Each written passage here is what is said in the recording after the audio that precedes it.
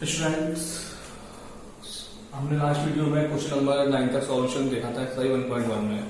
अब next question हम देखते हैं क्वेश्चन नंबर 11 से। क्वेश्चन जैसे मैंने सामने बोर्ड पर राइट किया हुआ है, आपको क्वेश्चन रीड करता हूँ, उसके बाद कॉन्सेप्ट पे बात करेंगे। उस पर क्वेश्चन है, so that the relations are in the set A of points in a plane given by a relation is this one PQ. Distance of the point P from the origin is same as the distance of the point Q from the origin. Is an equivalence relation. ये तो question की language है हमारे लिए। अब इस question से हमें मिला क्या है और इससे हमने क्या बोला है वो समझते हैं। इसने कहा एक सेट ए ऐसा है जिसमें PQ दो पॉइंट्स हैं जिनकी ओरिजिन से डिस्टेंस इक्वल है। PQ पॉइंट में कई पॉइंट हो सकते हैं, उन सभी पॉइंट्स की डिस्टेंस क्या है, ओरिजिन से इक्वल है। मान लीजिए P पॉइंट्स के अंतर्गत जो पॉइंट आते हैं उनकी डिस्टेंस आपकी ओरिजिन से P1, P2, P3 है। तो जो Q में जो पॉइंट्स हैं उनकी डिस्टेंस भी क्या होगी, सेम होगी, P1, P2, P3। उस रिलेशन को हमें, जो इन्होंने इस रिलेशन को जस्टिफाई किया हुआ है, उसे हमें इक्विवेलेंस रिलेशंस में रिप्रेजेंट करना है। मैंने प्रीवियस वीडियो में आपको बताया था कि इसका सबसे बेस्ट मेथड होता है पहले हम इनका कार्टेशियन प्रोडक्ट निकालें, उससे हमें रिलेशन जस्टिफाई हो जाता है और उस रिलेशन को हम इजीली तीनों कंडीशंस में वेरीफाई करते हैं, रिफ्लेक्सिव, सिमेट्रिक और ट्रांजिस्टिव। तो मैंने यहाँ क्वेश्चन स्टार्ट किया हुआ है, रिलेशन जो गिवन है, relation P and Q, distance of the point P from the origin is same as the distance of the point Q from the origin. जो पॉइंट P है उसके अंदर जो पॉइंट्स है उनकी डिस्टेंस जो ओरिजिन से है वही Q पॉइंट्स की ओरिजिन से होगी। लेट वेट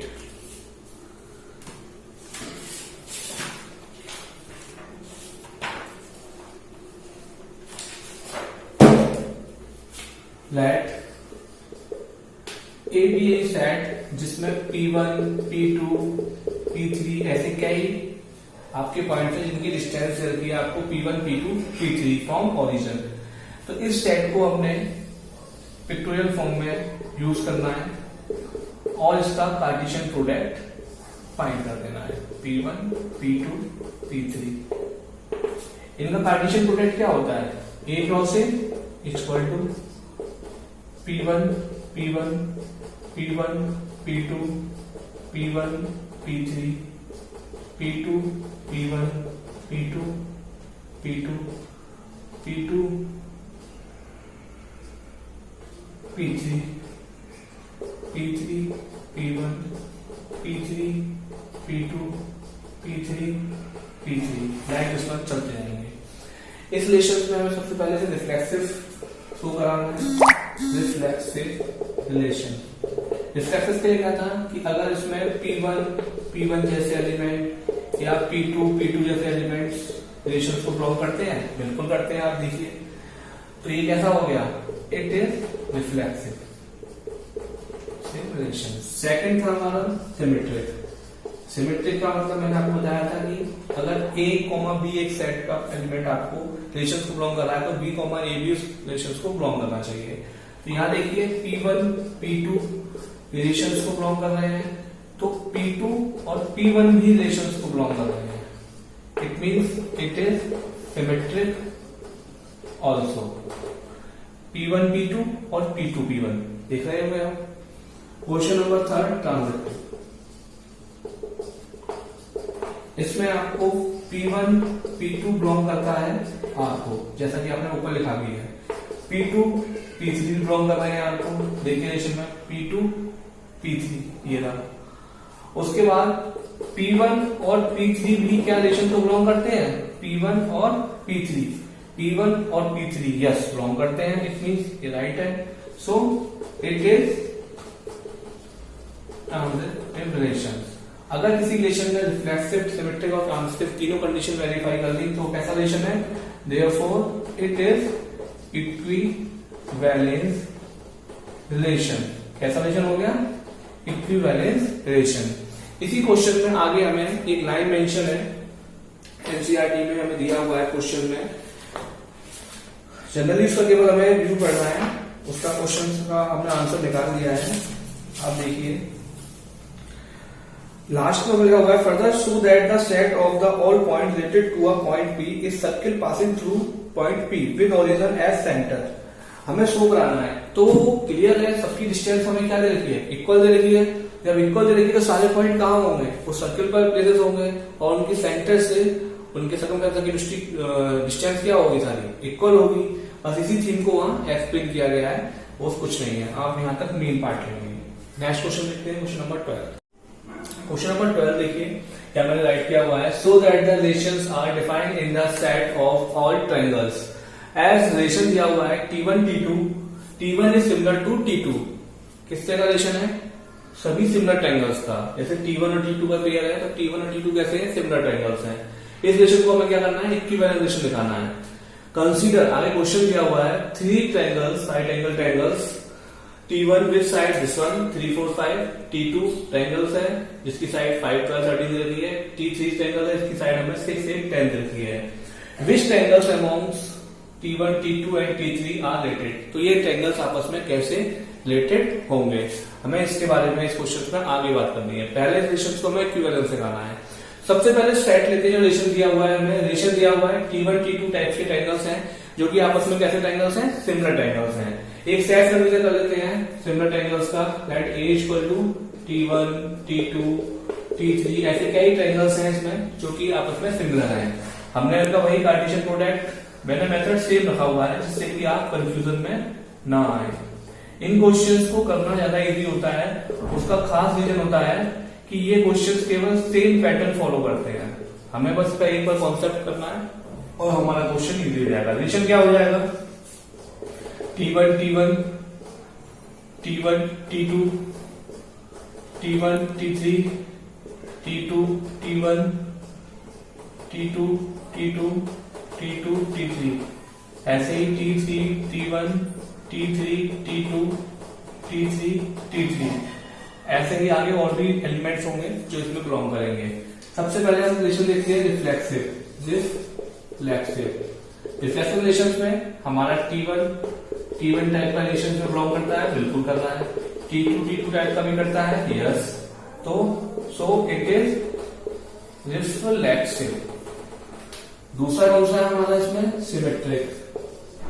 सिमेट्रिक रिलेशन कैसा होता है, जैसे T1 और T2 बिलोंग करते हैं रिलेशंस को, ऐसे ही T2 T1 भी बिलोंग करता है रिलेशंस को। सो इट इज सिमेट्रिक ऑल्सो। आप देख लीजिएगा, इन्हें चेक करते रहिएगा, T1 T2 कर रहा है, T2 T1 भी कर रहा है। थर्ड है आपका transitive. It means T1 T2 belong करते हैं रिलेशंस को, करते हैं। T2 T3 भी कर रहे हैं, देखिए आप वहां T2 T3 भी कर रहे हैं, यस। और T1 T3 भी रिलेशंस को बिलोंग कर रहे हैं। सो इट इज ट्रांजिस्टिव। और जब कोई रिलेशन तीनों कंडीशन फॉलो करता है तो relations is equivalence relation, right. कैसा रिलेशन हो गया, इक्विवेलेंस रिलेशन। क्वेश्चन से अगले पार्ट में चलिए, बिल्कुल बहुत सिंपल है, टेंशन लेने की जरूरत नहीं है। कंसीडर 3 राइट एंगल्स, हमने कंसीडर कर लिया, उसका दिया हुआ है हमें T1 ट्रायंगल दिया हुआ है, उसका हल्का सा पिक्स ले लीजिएगा जिससे कि हमें कॉन्सेप्ट क्लियर हो जाए। T1 ट्रायंगल है, साइड दे दी हमें 3 4 5, 3 4 5। एक्चुअल तो राइट एंगल है तो राइट एंगल मान लीजिए यहां दिया हुआ है। T2 दूसरे ट्रायंगल में हमें इसे राइट एंगल ट्रायंगल, तो हमने इसमें साइड दी हुई है 5 12 और 13। T3 सेम कंडीशन, उसमें हमें साइड दी हुई है 6 8 और 10। बहुत कॉमन सेंस है हमारे सामने, किस तरीके से रिलेटेड है, हमें इसमें सिमिलरिटी का क्राइटेरिया फॉलो कराया हुआ है। तो हम देखेंगे कि क्या दोनों ट्रायंगल्स आपस में पेयर्स में सिमिलर है या नहीं है। सिमिलरिटी जान के है ना, साइड्स का रेशियो अगर आपका प्रोपोर्शनल्स आते हैं तो that is the similar triangles. तो हम साइड का रेशियो निकालते हैं। T1 और T2 की साइड्स में आप देखिए सिमिलरिटी चेक करिए, 3/5 4/12 5/13, क्या इक्वल आ रहे हैं रिलेशन, नहीं आ रहे, तो ये सिमिलर नहीं होगा। T2 और T3 में सिमिलरिटी चेक कीजिए, T2 और T3 में 5/6 क्या बराबर है 12/8 के, क्या बराबर है 13/10 के, कभी इक्वल नहीं होंगे, ये भी आपका रिलेशन सिमिलर नहीं है। T1 और T3 देख लेते हैं। T1 is proportional to T3, इसमें आपका 3/6 इक्वल टू 4/8 और 5/10। तीनों को कट करेंगे तो इक्वल रेशियो आ रहा है 1/2। इसका मतलब T1 और T3 आपस में दोनों कैसे ट्रायंगल है, सिमिलर ट्रायंगल्स हैं। तो रिलेटेड कैसे होंगे, T1 सिमिलर होगा T3 के, इन दोनों के बीच में रिलेशन होगा सिमिलरिटी का, अदर ट्रायंगल सिमिलर नहीं होंगे। Now question number 13।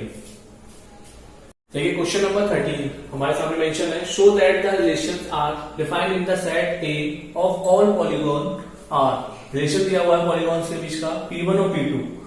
P1 और P2 कैसे हैं, जिनकी नंबर ऑफ साइड्स आपस में क्या है, इक्वल दे रखी है आपको। इस रिलेशन को हमें क्या करना है, इक्विवेलेंस रिलेशंस। और उसके आगे क्वेश्चन आगे मेंशन किया हुआ है राइट एंगल ट्रायंगल्स के लिए कि उनकी साइड अगर 3, 4, 5 है तो वो ट्रायंगल्स का सेट कैसा होगा, ए के साथ लॉन्ग, वो हम बाद में बात करते हैं। अब देखिए क्वेश्चन में देखिए 11 से जो क्वेश्चन स्टार्ट हुए हैं उसमें एक खासियत है, आप उसमें देखिए रिलेशन सब में ऐसे ही दिया हुआ है। सेट में क्या है, नंबर ऑफ साइड्स इक्वल। कभी आपको प्रीवियस क्वेश्चन में क्या दिया हुआ था, पॉलीगॉन्स के बारे में पहले से आपने क्या पढ़ा था पिछले क्वेश्चन में, लास्ट क्वेश्चन था 11 क्वेश्चन में था आपका इसकी डिस्टेंस इक्वल थी ओरिजिन से। सेकंड क्वेश्चन में आपका क्या था, आपकी सिमिलरिटी के क्वेश्चन थे 12th में। अब 13 में क्या है आपका, पॉलीगॉन्स आपस में क्या है, इक्वल है। तो हम कहीं ना कहीं देखिए तीनों क्वेश्चन का कॉन्सेप्ट सेम चल रहा है, वही कंसीडर है। रिलेशन आपको दिया हुआ है P1 एंड P2 है same number of sides, same number of sides है। तो कोई भी एक सेट कंसीडर कर लीजिए, let A is the set जिसमें P1, P2, P3 dot dot different type के कई पॉलीगॉन्स हैं जिनकी नंबर ऑफ साइड्स क्या है आपस में सबकी इक्वल होंगी। तो इनका सेट का क्रॉस प्रोडक्ट निकालने से पहले P1, P2 और P3 इनका कार्टेशियन प्रोडक्ट निकाल लीजिए आपस में, A to A, P1, P2, P3। Cartesian product same वही क्वेश्चन है आपका, बिल्कुल। आप चाहें तो इसे पहले खुद ट्राई करके देखिएगा, कोई प्रॉब्लम आए तब इसे आगे अपने आप इसमें से देखिएगा। P2, P2, P2, P3, P3, P1, P3, P2, P3, P3। फिर भाई आपको इसे रिफ्लेक्सिव दिखाना है, पहले रिफ्लेक्सिव कंडीशन है आपका P1 वाला सेट बिलोंग करता है रिलेशन आपको, yes, so it is reflexive.